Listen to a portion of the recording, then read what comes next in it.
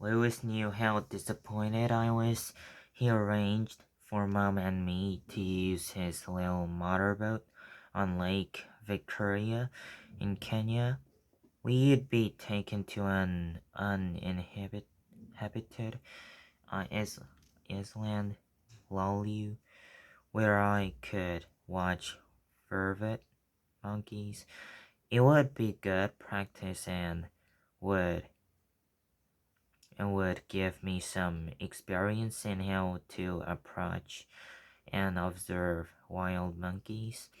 After a train ride, we settled into the lovely little boat and set off on a trip to Island. Lolu Island. The captain was a wonderful African Hazen. He was helped by the much younger Hemisi. I loved watching those monkeys. It took Lonely about 10 days before I could get quite close to the trap I choose to watch. The island, which I was about 9 square miles, had a thick belt on quite dense bush around the edge.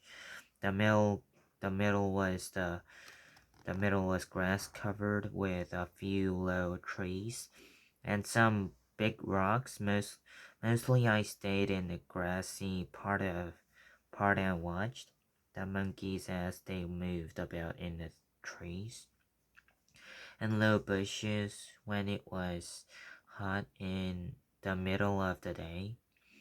They moved deeper into the forest belt toward the lake one day when I had been there nearly 2 weeks, and the monkeys were quite used to me. I decided to try to follow them into the forest to see what they did.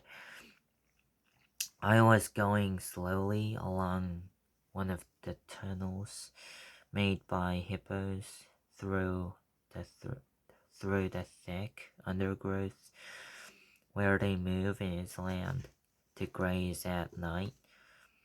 When I heard something moving toward me, hoping it wasn't a hippo, I crept into the bushes. Hippos can be dangerous, especially when frightened. Frightened. There was no breeze in the dense vegetation.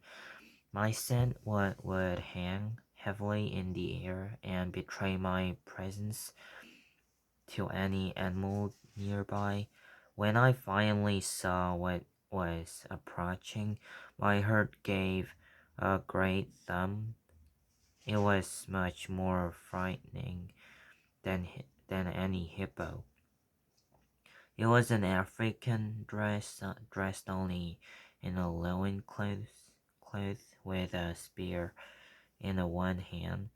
I knew at once that he was one of the crocodile poachers that Hazen had told me about, and I knew that he could not fail to me see as he passed.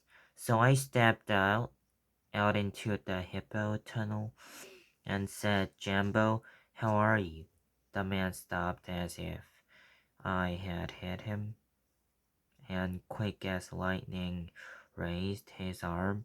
The tip of the spear was pointed directly toward me. He seemed ready to impale me, but suddenly, perhaps because he saw I was just a white girl, he lowered his spear. I began to breathe again.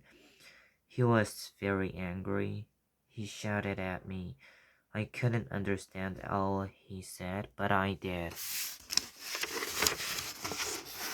But I did gather that he would kill me if he saw me there again, and that I should leave the island as quickly as possible.